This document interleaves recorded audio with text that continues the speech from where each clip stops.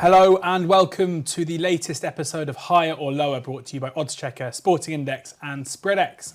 I'm your host, George Ellick. I'm delighted to be joined by Jack Wright and by Dan Worth as we look ahead to the opening weekend of the Premier League. But we should say football started last weekend, didn't it, Jack? Let's look forward, not back. Football started last weekend.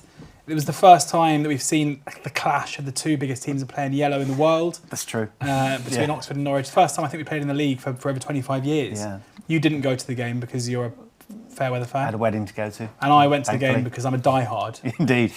Looking forward to Friday night then. Do you want me to tell you about what happened? Yeah, no, I don't think I need to know. I've heard enough. It was routine. Yeah, cosy. Dan, you went because you're also a diehard. You went to Birmingham. Away. Or was that because Birmingham, it's your big day out, you're playing a home game on Saturday, you're not going? Still TBC on Saturday.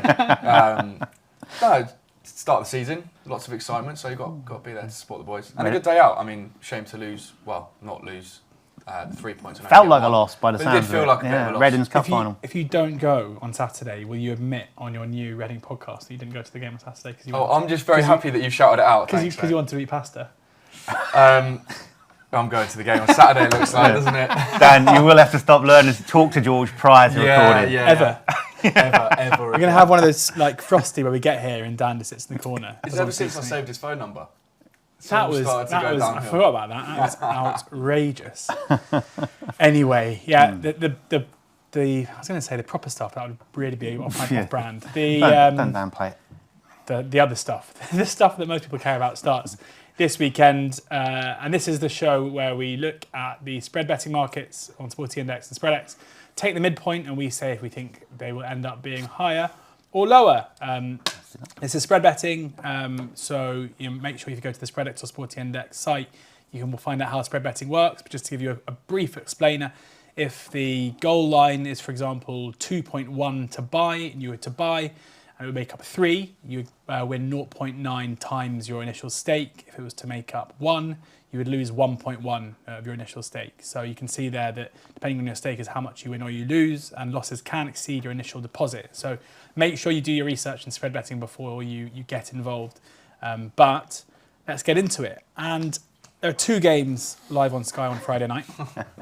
You've chosen the one that I think less people will watch, which is Manchester United versus Fulham, the curtain raiser in the Premier League season. I have to wait till next season for Oxford to be involved in one of these. United, the home team, obviously a turbulent summer, I think. Standard summer, yeah. Like less probably the one change we expected to happen last time we were sat here talking about football, and Eric Ten Hag moving on didn't happen, but a lot of new players have come in. Hosting Fulham, who've also seen a fair amount of churn in their games. The goal line is the one we're looking for here. 3.45 is the midpoint, 3.35 to sell, 3.55 to buy. With SpreadX, are we going higher or lower? 3, 2, 1. Interesting. It's interesting, isn't it? I say off-brand, that. Is this a new tactic for you? New season. Yeah. No, I just don't think there's going to be that many goals in this one. Okay, and should we also, are we doing this year, we're going to work out the P&L a bit differently so that you win more the more you win? Yes. Great. Much like spread betting. Yes, good, exactly. So like the whole I want to get the draw inside, not such a big thing anymore. Yeah, well, not in this market because this is goals, but maybe very we'll good. To that. Yeah, okay. Always better to win than lose. Well, yeah, but Yep. So, which I hopefully will get right this time. It's a high line that it was a tricky call, but I just fancy this could be an open, bit of a frenzy of a game. It's Friday night. We always talk about those under the lights, especially as you say, the curtain raiser for the Premier League season. So I just think, again, Manchester United, we're going to get pretty much more of the same from them. That kind of open play. They've obviously brought in some defensive reinforcements, but either injured or going to be brand new. So as you saw last week, if you're a defensive shambles, a side can take advantage of it wholeheartedly. And I just feel that Man United are in that transition again in that respect. And also the main area of weakness for them, I think, is that midfield, which tends to be wide open and they don't like going back. And Fulham can exploit that. Defensively for Fulham, João Palhinha obviously is a massive miss.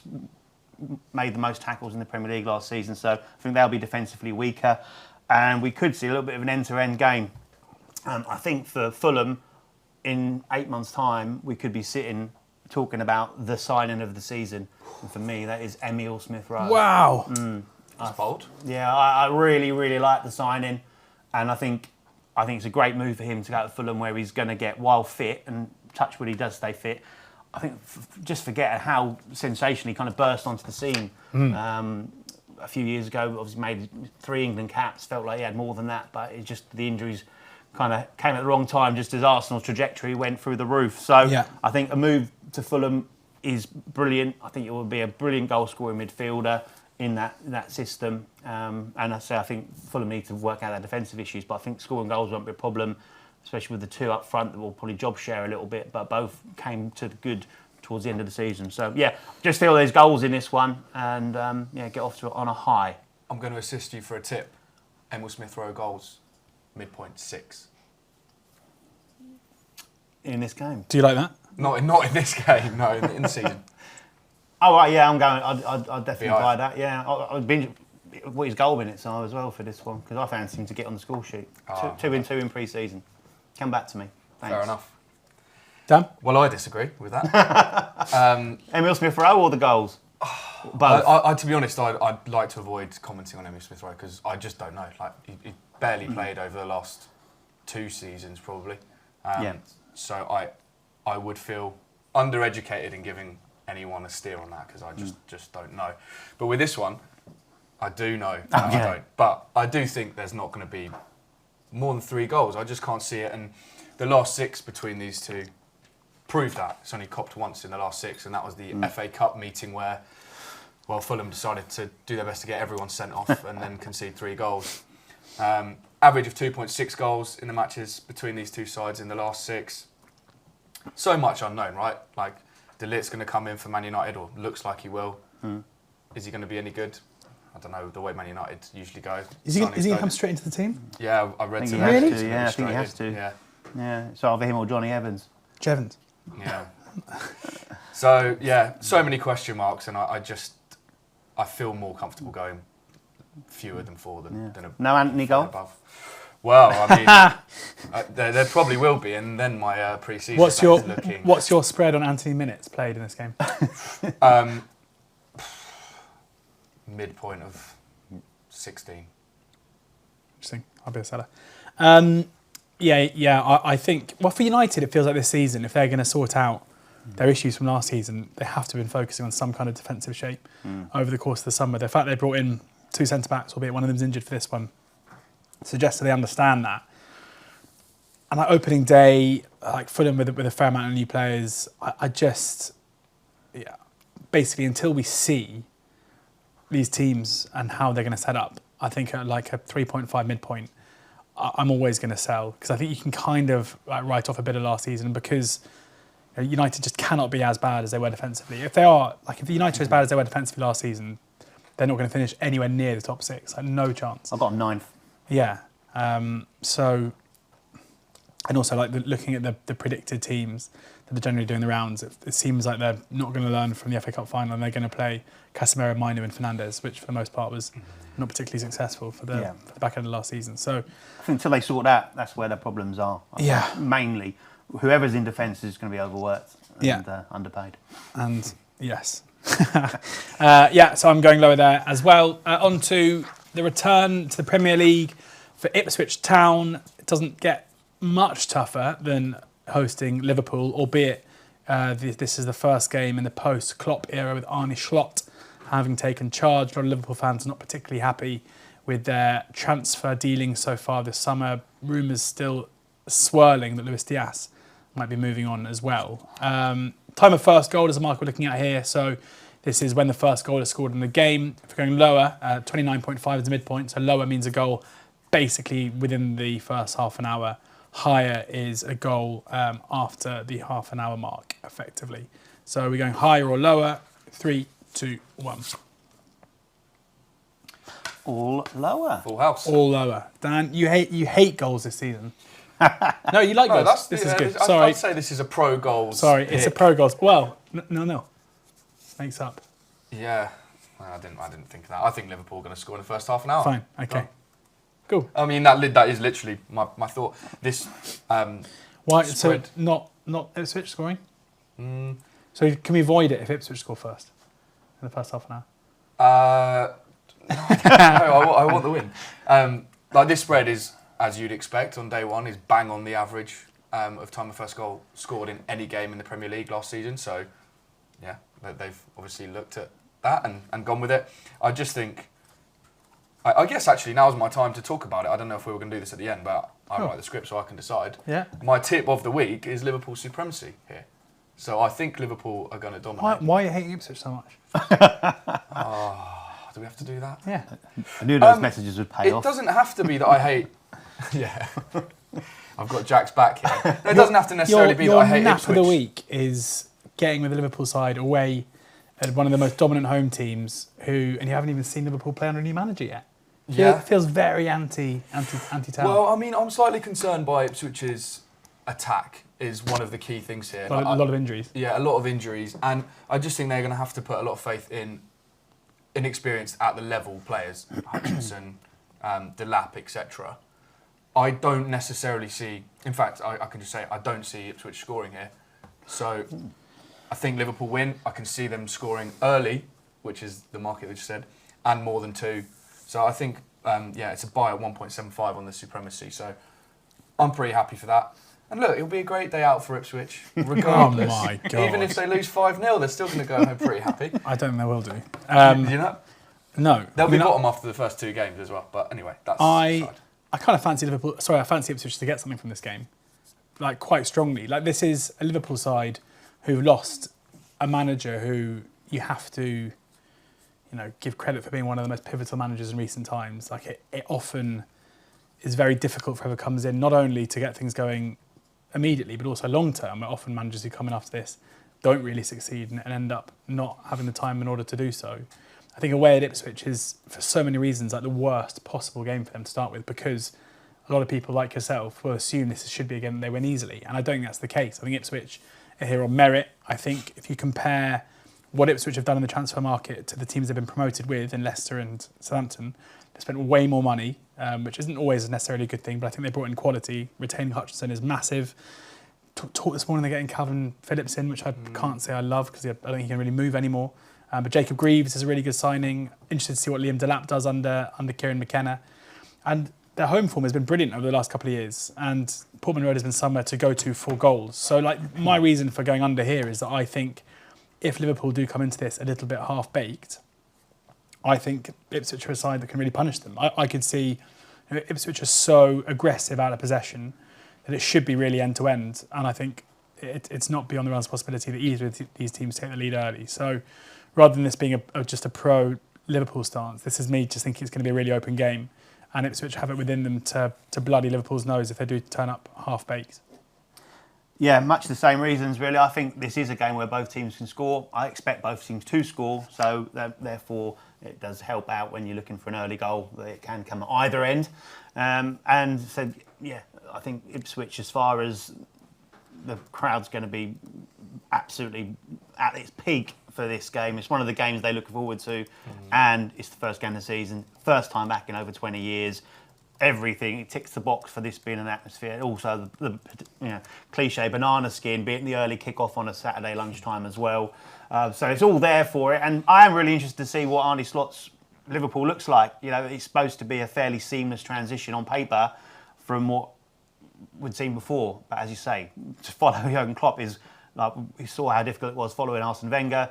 We saw how difficult it was following Alex Ferguson. Those are like the iconic figures. It's going to be the same when Pep leaves Manchester City. So there will be interesting to see how it goes. They have had a strong pre-season, but yeah, I want to see how that. Say it looks good on paper. Does it transfer that onto grass as well? But final part for me was just looked at like Liverpool's games last season, away games to see where would they fitted as far as this goal line is concerned.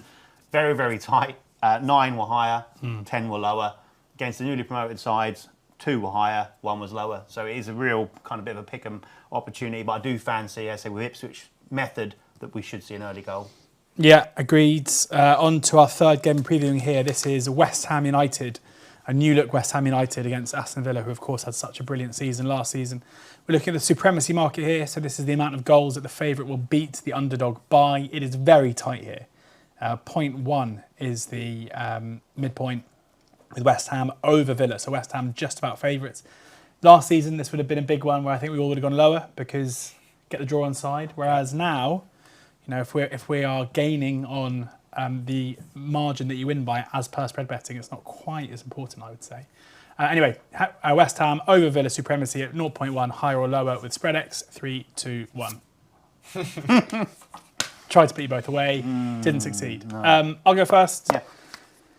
I think West Ham might have a really good season this season. I think it's very easy to like what they've done, both in terms of appointing Lopetegui and their transfer business. However, this is the first day of the season, and I think continuity has to play a big part in that. It's been massively baked into the price that they're going to improve on last season, which is understandable, but again, I think you have to wait until you actually see it happen to buy into it. Villa have that continuity from last season under Unai Emery. They have retained all basically key players apart from Douglas Luiz. They brought in some quality as well. So I think you have to go with what you know. And if West Ham do come up here and turn them over and have a good start to the season, then you reassess. But I'm happy to basically take on the market shift in West Ham's favour, which will be reflected in outright prices and the rest of things, which I understand. But just on opening day, I think you need to take it on. So I'm with Villa here. Jack? Yeah, exactly the same thought process. I've been banging the drum for West Ham all pre-season. First game of the season, I'll go against them. And I also fancy a slight regression for Villa. But the main reason I fancy that slight regression is probably their involvement in the Champions League, which doesn't have an impact at this moment in time, first game of the season. Ollie Watkins not had any pre-season, but I don't think that's an issue because he's such an integral part of Villa. And as you say, the continuity of Villa is the same. He can drop straight back into that side and shouldn't have any problems. And of course, was involved in the Euros, so will come in on a personal high from that as well, to be fair. So yeah, I think given this line, as you said, if this was the back end of last season or the midpoint of last season, it would be a completely different line. Not much has changed with Villa at this moment in time. So yeah, I have to go with them on this supremacy. Dan? Yeah, I mean, I'm not going to waste any time. I have nothing more to add on that. I completely agree with both of you, wholeheartedly. Okay, that was incredibly fast. Let's look now at Brentford hosting Crystal Palace in an all-London clash. Brentford, the home team, making some interesting signings. Fabio Carvalho, one that I quite like, albeit Fulham fans not over the moon about his decision to go to a club fairly close to where he came through. And Palace obviously losing Michael Olise, but still having Ebere Eze and others looking like they should have a good season. So total goals line here is 2.95 is the midpoint. Are we going higher or lower? 3, 2, 1. Ooh. Yeah, I mean, again, you guys might get the 3, but that's kind of irrelevant, isn't it? It's. I kind of think this is Thomas Frank, a manager who, for the most part, is. I know that some Brentford games have been fairly high scoring in recent times, but I still think of him as being a pragmatist for the most part, someone who looks to play, set up in a way that restricts the opposition for the most part. I think in Glasgow we've got a similar profile of manager, albeit he did incredibly well at the back end of last season. I think this looks to me like a game where defence has come out on top. As I say, Palace losing a fair bit of their attacking sparkle with Olise having moved on, which is a big blow for them. I can't make much of a case why this would be a high scoring game to start the season. So that's my reason for shorting goals. Jack, why are you going with them? I think it's quite rare in the Premier League that we get a line south of 3, to be honest. And sometimes it's a case of with what we saw last season, if that is to continue a trend, you can kind of play over 2.5, or in this case over 2.95. A bit blind, but I think the stats and what I saw last season and from the managers do back up a little bit that you can go higher here. You looked at Brentford's home form last season, 29 goals scored, 34 conceded. It's an average of 3.32 per game, so the 5th highest in the league as far as how many of their games went over 2.5 goals. It's 13 of 19, so a very high percentage where there were goals in their home games. And Palace under Glasner, 13 games played in the league, 29 scored, 14 conceded, average of 3.31. 7 of their 13 went over 2.5. So I think those are there. The signs in pre-season would suggest they are going to be open and attacking sides. There's plenty of goals across those. Nothing to suggest that the trends that I saw last season would be different. Yeah, the one concern would be as far as Elise not being there anymore. What's your thoughts on Ivan Toney? Is he gonna? Are we gonna see him like try and burst into life at the start of the season? Is he going to get this move? We all expected him to be elsewhere, I think, at the start of this campaign, and he's still at Brentford. Is he going to like step up, or is he going to sulk?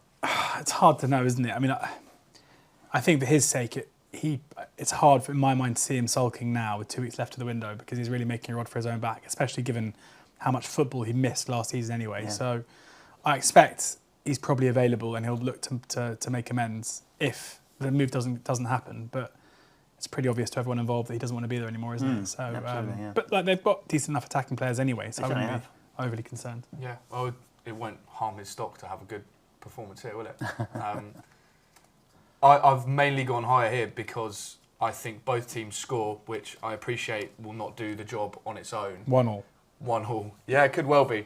And to be honest, I sort of agree with you in the fact that I don't think it's going to go much above 3. Yeah. I think it probably will end up 2-1. So I'll claim my 0.05 profit and we'll move on. 4 of the last 6 between these two, both teams have scored. Again, I know that doesn't do the job alone, but I think one team will grab it. I actually think Palace will get the win here. 2-1, and as I say, I'll take the small victory. Great stuff. Yeah. Yeah? Yep. You sound like you were going to say something.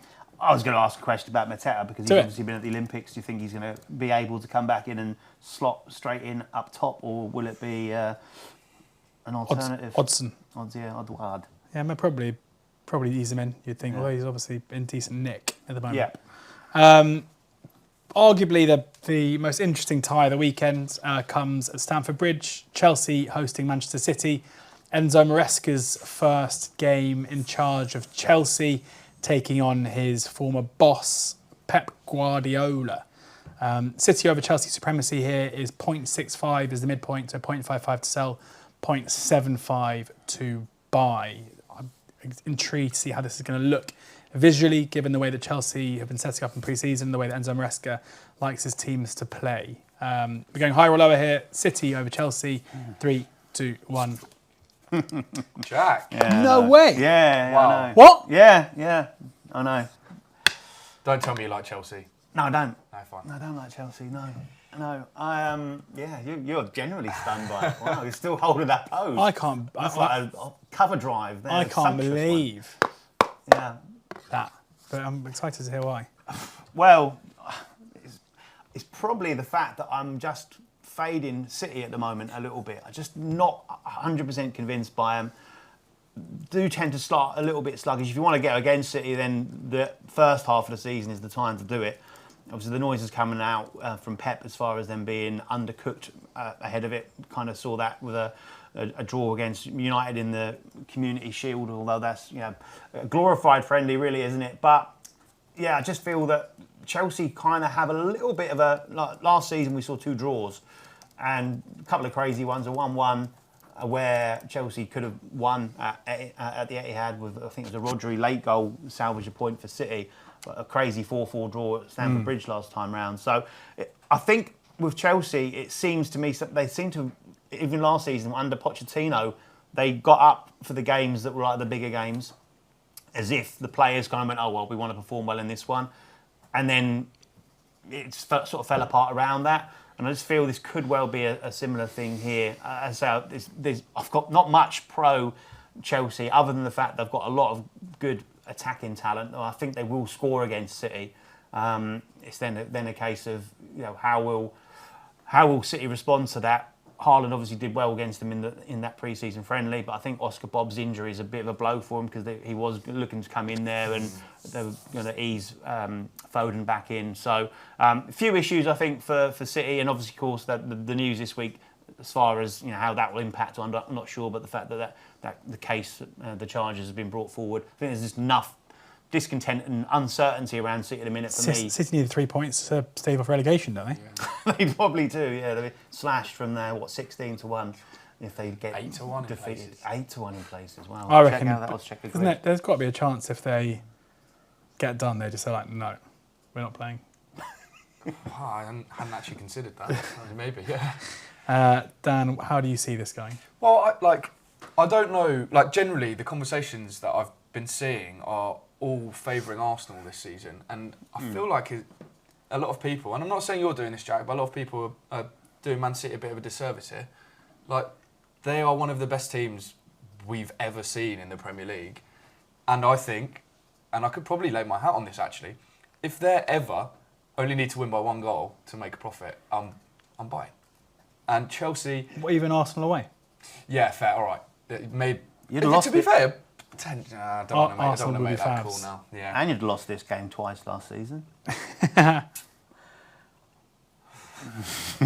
Right, shut up, Dan. It's talking rubbish. But look, anyone who listened to me talk about Chelsea in our previous episode or our pre-season episode knows that I'm really against them. Don't really like them at all at this point of the season. Maybe they proved me wrong, but I waited all of last season for them to prove me wrong. It didn't happen. We spoke about Maresca and my feelings about how I'm not overly excited about that. Routine win for City here, I think. And to only need to win by 1 goal feels nice. Routine. Jorginho routine. I just think this is like the worst possible opening day game for Chelsea, who are working on a very fun and expansive style of play, very innovative style of play, where players are playing bizarre positions, normally like 3 or 4 within a game. Like Chelsea's right back will at times be their furthest forward player. They'll also play at centre midfield. They'll also play at right back. Like, it's just nuts. And so to do that against City, who are, I think for Pep Guardiola, the journey that his team have gone on in terms of playing style, they're now like relatively rigid, but like unbelievably well drilled, so good at retaining the ball. It's just a bit of a nightmare where I think if Chelsea do what they want to do in this game, they'll get picked off unbelievably easily. And because they play with such basically a flat back forward of possession now, they're not going to get the space they want. I think for Chelsea, if Chelsea had a home game against a Leicester, which would be fun for Maresca, but someone, a team who, under with Steve Cooper's Leicester, I think we're going to see a very different Leicester team to last season, where they're able to implement their philosophy and they're able to do what they want to do. It would be very different. But I think this is a nightmare for them, and I cannot see Maresca changing what he wants to do on opening day to counter the threat of City. And I think City will end up beating them relatively comfortably, I would think. So that's how I see it. Talking of Leicester, home against Tottenham Hotspur, and Postecoglou taking on Steve Cooper. Cooper's first game in charge at Leicester after the departure of Maresca over the summer. Leicester with they are short price favourites for relegation out of the Premier League, not necessarily because of the quality in their side, but because they have this points deduction hanging over their head, and we have absolutely no idea how much it's going to be. It could feasibly be enough to relegate them immediately. We just do not know. So that is a bit of a weird wrinkle to this Premier League season. Total goal minutes is the market here with Sporting Index. So the accumulative total minutes that goals are scored in within the game. So if there's a goal scored in the 5th minute and the 70th minute and it's 2-0, that would make up 75 and so on and so forth. TGM midpoint here is 169.5. So a relatively high line, I would say. Are we going higher or are we going lower? 3, 2, 1. Yeah, I just think in this one, part of the reason why it's so high is because of Leicester and because of what they were last season. They're going to be unrecognisable to last season because of the change of manager, because of individuals such as Kiernan Dewsbury-Hall moving on. They're going to adopt a very different approach. Cooper, for the most part, is a manager who I would say isn't a particularly attacking coach, looks to be pretty solid out of possession. And yes, I know it's Tottenham and I know it's Postecoglou and I know the way that they approach games, but I'm just going to have to take on the fact that a big chunk of the reason why this is so high is because of Leicester last season, which I think is largely irrelevant. Jack? Yeah, I agree with you. Cooper being a pragmatist is probably the best way I'd describe him as. He's a bit grumpy at the moment as well, isn't he? The fact that he feels they're a bit short-staffed, they're a bit undercooked. Part of the reason I'm going for this is we know what we're going to get with Ange Postecoglou. He's obviously added some more attacking talent to the mix as well, and I think that the sign of Solanke is a good one. Real nice focal point. Guy also can drop deep, link up play. That will bring in and get the better of other players. And we did see last season where Son was kind of that, say, square peg in the round hole situation, playing through the middle and didn't really suit him there. So I think we've got better balance in those forward areas. A lot of the Tottenham key men have been rested through not having European or international competition in the summer. So expect a strong start from Spurs. But part of the main reason I've gone for higher here is that I think Leicester will make it difficult for Spurs, certainly to pull clear. So I think that will mean that Tottenham will need to be working hard to get the goals, and possibly mean that we should see some later action rather than Tottenham race into a 3-goal lead after 15 minutes and then be able to kind of take it from there. But yeah, late goals is what I'm expecting here in a tough performance from Leicester. Yeah, I think, like, obviously Leicester were not in this league last season, but recent-ish history between these two sides is chaos. Average of over 5 goals per game in their last 5 meetings, which I know you're going to say you can't look at games from 3 seasons ago and suggest that it's going to be replicated here, but I think it could be similar. And I mean, if there's 5 goals, fantastic, but I'm not necessarily suggesting there will be. But I do just think this game will be very exciting. Tottenham are going to come flying out of the trap, as we saw them do, quite a lot last season, and be a little bit erratic. So I think both teams score, all sort of pointing towards total goal minutes coming in at a decent number. You kind of nailed it. Like 169.5 is high, but it's not that high. So I'm happy to go above and prove you wrong. Disagreeing, what is high? Finally, this season on High or Lower, we are introducing a new element to it. You've already kind of done it yourself. I've done mine, yeah. We're doing a tip each. So a market that we find across SpreadX. Can it be any league or has to be Premier League? I've done Premier League this week, but we'll see as we go. I might have some nice stuff in like the Finnish Premier League. Yeah. He's not Finnish, is he? He's not Finnish, no, he's Scottish. Jack, what is your selection this week? I'm going in the Newcastle versus Southampton game. Me too. Are you? It's going to be the same, isn't it? I don't know. Okay, Shall we say after 3? I've got a couple, so if you choose yours, then I can doctor it around it. Right. Newcastle's supremacy. Interesting. Is mine, which is 1.55 midpoint. So I am going higher there. This is a bit of a perfect storm for me at the start of the season. I've tipped and fancy Newcastle to be a top 4 side at the end of the campaign, and I fancy Southampton to be a bottom 3 side. So when these two meet, then I'm happy to have supremacy for Newcastle here at 2 or more. I think that again, key players for Newcastle have been rested ahead of the new season. They started the season on fire. They were a very strong home side. They had the 4th best home record last season. They've got Isaac, we talked about in the preview shows, as arguably one of the players will be challenging Haaland for the Golden Boot this season. And so they started last season with a 5-1 victory over Villa at home.